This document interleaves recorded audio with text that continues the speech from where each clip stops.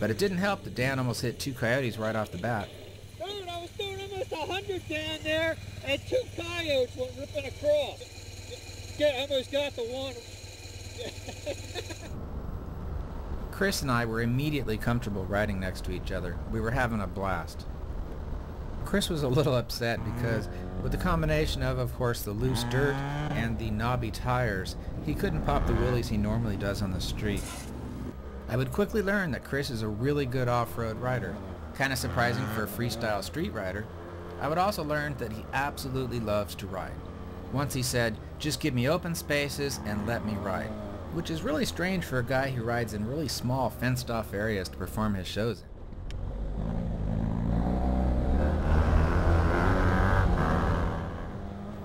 Early on we covered mostly easy dirt roads with lots of dust. Something the guys had to get used to was navigating by the roll chart. Chris, I found out, was pretty much a natural at this. I've never seen anybody get accustomed to the roll chart, and keep me honest, so quickly.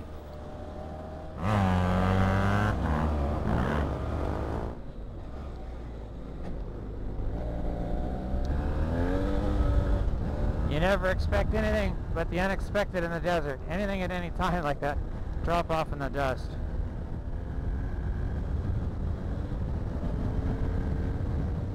We were fully aware of just how late we were, so once we reached the first gas stop, it felt good to catch up to 50 or so riders.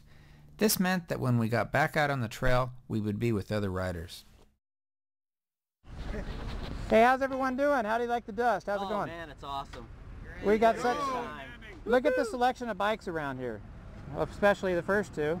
And we got the KLRs, we got just everything around here, the Suzukis. What are you guys looking forward to the most on the rest of today? Getting rolling again. Getting rolling again. Getting rolling.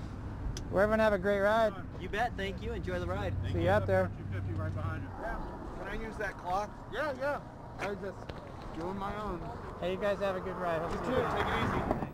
At the gas stop, Chris made minor adjustments, while Ken dealt with the weight I'd put on his back. You okay, Ken? I need you to hit the strap. Came around one corner, going pretty fast. We both just slid all the way out to the right around this one guy we were passing. We waited for the 1200 boys, but they never showed up, so it was time to get back on the trail.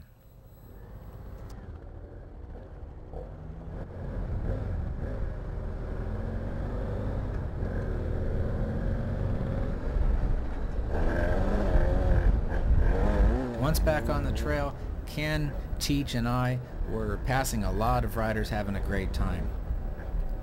Until it happened and I threw the bike sideways in a high-speed berm. Well, welcome to Barstow to Vegas. I got a flat. Happens all the time on this ride. I have what I need. My crew will come back from miles up there and into the mountains. They will come back and help me lift this up so I can pull the axle out the other way, get the wheel out, and get to working unless I can get it done myself. This is what happens. Sometimes you have a perfect year. Often you have not such a perfect tire year. Well, here's desert riding at its best. Getting a flat by yourself. This gentleman came back, stopped over there to help me out. What's your name? Jim. Hi, Jim. Jim, you said you just started riding in the dirt again, or? No, just, you know, I live in Maryland. Oh, wow. So this is a little bit different for me. I've ridden out in the Mojave one other time, and so I just got to get used to doing the deep sand again. Yeah, and is the 250 4-stroke is a little bit tough? You got to keep it spinning. Actually, the 250's doing great. As long as you keep it spinning, I'm sure. Bike's doing great. Jim came back, helped me lift up the rear end of the bike.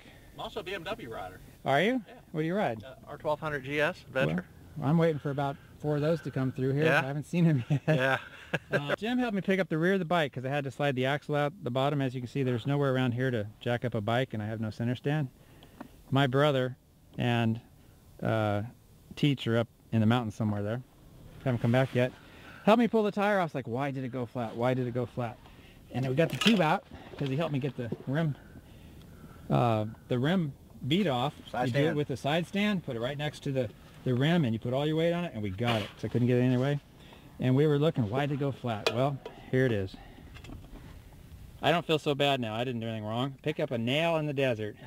It doesn't mean I hit something too hard or rock too hard, which is my concern, and or hurting the tire. And once I get this tube done, I'm gonna be good to go. Now I just got to get it done so I can get back to the ride.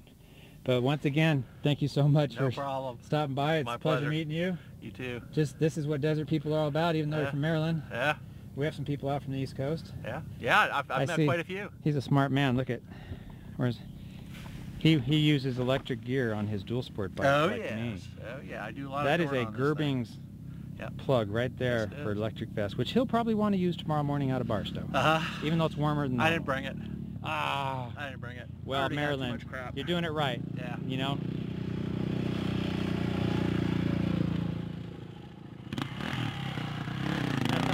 That's a sweep rider right there. Give me the thumbs up. He can go on and sweep for somebody that might need more help than me.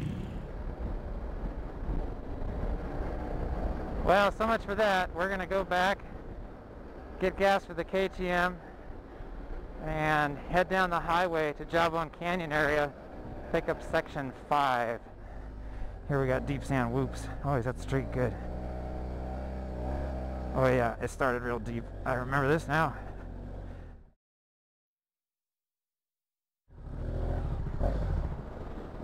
Chris and I have been slamming our way through some big dips. Chris is really cool. All Chris wants to do is ride. I love it. Got something coming up on the roll chart here.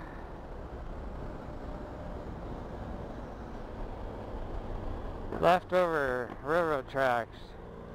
Half a mile of stop. It's kind of stuff you do endlessly on this ride. Uh-oh. Chris is going to do something, I know it.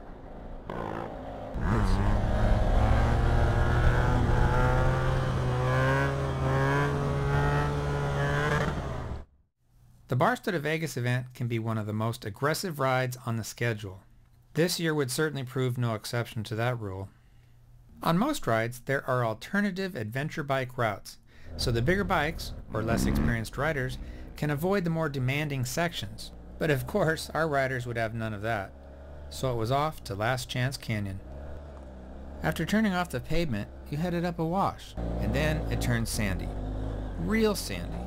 So sandy, in fact, it was nearly impossible just to go straight. After that, you start throwing in rocks. Then the rocks got bigger.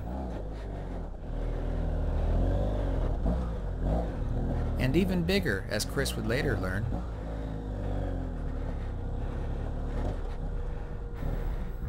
I don't think there could have been a more fitting way to introduce Teach to the desert. When we stopped here, I welcomed him to the desert. Welcome to the desert!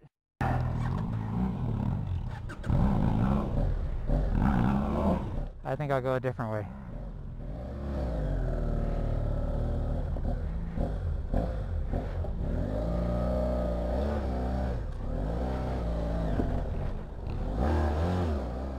Here, so you don't want to fry your clutch or anything like that. Later we would learn that a lot of people headed up Last Chance Canyon but changed their mind and turned around and backtracked to the easy route.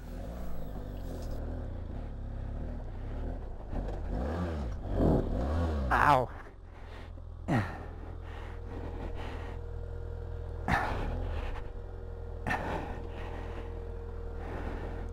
Bike on my leg.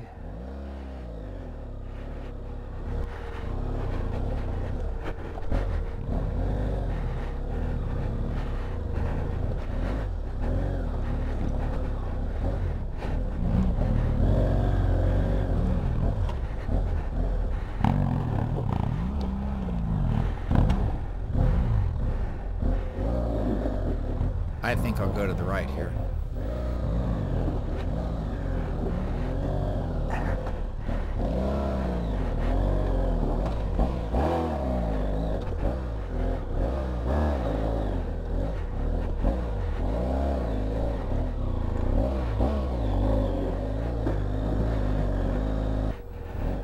As the sand got deeper and the rocks got bigger, it was time to look for a way out. There was a high road through this canyon, but it was a bit tough to get to, especially if you were tired. Breathing hard and upset with myself for this little hill defeating me, I took off my goggles, breathed hard for a bit, and decided I was going to get up this hill, and I was going to get up it now.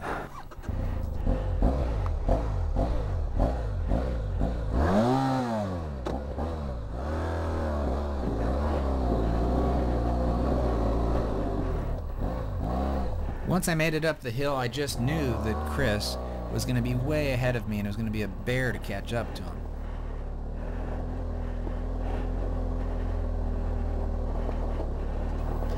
But to my surprise, just around the next bend, I found Teach. He was stuck. He was stuck good. This meant his problem was now my problem because he wasn't going to get out on his own. It was a lot of fun as we had to lift the bike over a rock waterfall to get him going. We would later learn that the 1200 boys bypassed the dirt section right before the first gas, the one we had to backtrack to. So they'd gotten ahead of us, but of course they headed to Last Chance Canyon as well.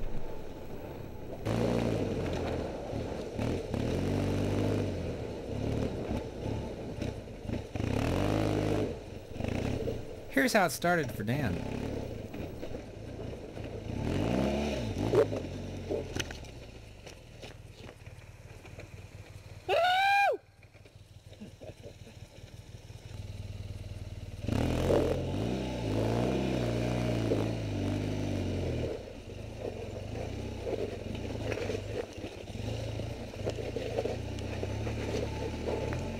We're on the 2009 Barstow to Vegas, LA Barstow to Vegas run.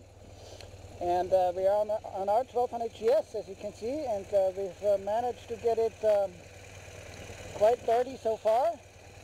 And we found ourselves in a place called Last Chance Canyon. And Last Chance Canyon is, as you can see, very rugged desert terrain. Just a wild place, you know, not where you usually take an R1200 GS, but, you know, we figured we'll do it anyways.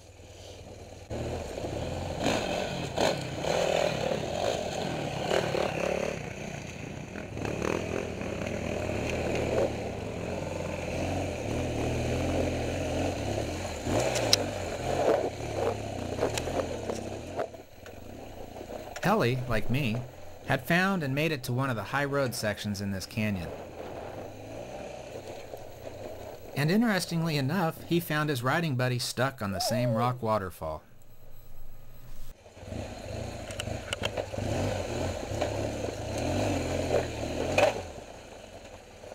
Oh, nice! I found an alternative. Nice work! Yeah, on an R12 GS in the rugged. You having fun yet? Dude, I had to freaking shred my goggles. I'm like, please, Ray, I'm freaking burning up now. I dumped it back there.